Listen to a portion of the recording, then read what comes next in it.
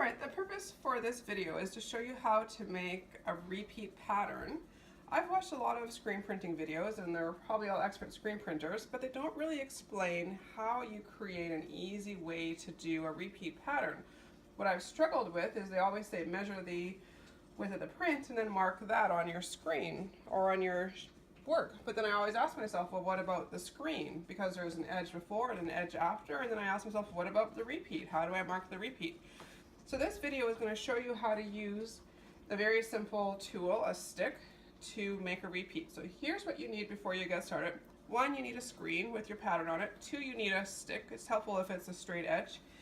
You don't really need a ruler per se, but you need a straight edge to mark it. Okay, I'm going to explain how to use my offset stick to explain how to do a repeat pattern. So as you can see at the end of the stick here, it says frame. This is where the image starts. This is where the image ends, which isn't as important as where you want the repeat to end. So this could be whatever width you want it to be. So if we have a look against the frame, you'll see here's the frame, the image start, the image end, but I wanted a 4-inch repeat, so my true end is here. So here's how we use this stick to measure the repeats.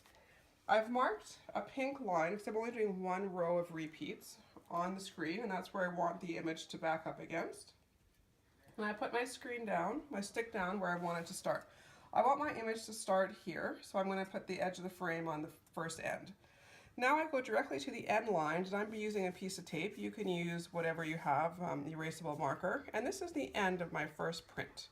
This is where the image and the repeat space is going to end.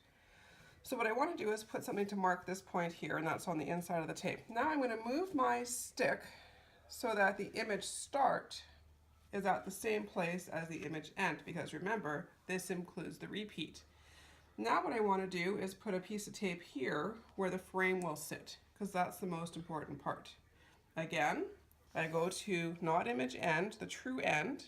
I put a piece of tape down, then I move my stick so that the image start is at the end, and then I put a mark for the tape. So that's my 3rd repeat.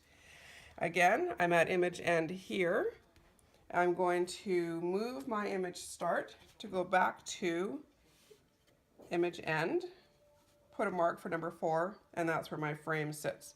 And so now you'll be able to see I have space for 1, and then I would do 3 here and here, and then I'll go back and print 2, and then I'll print 4.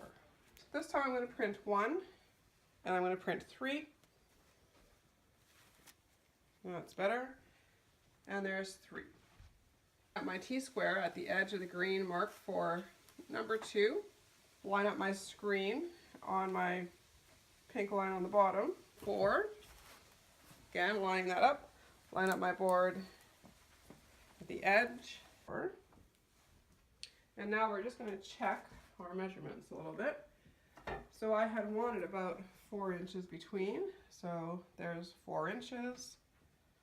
There's 4 inches, and there's 4 inches. If you were going to do a repeat in the opposite direction, you would measure your screen going up, and then I could have placed here, here, here, here, and then come back, but I was just doing 1 long strip.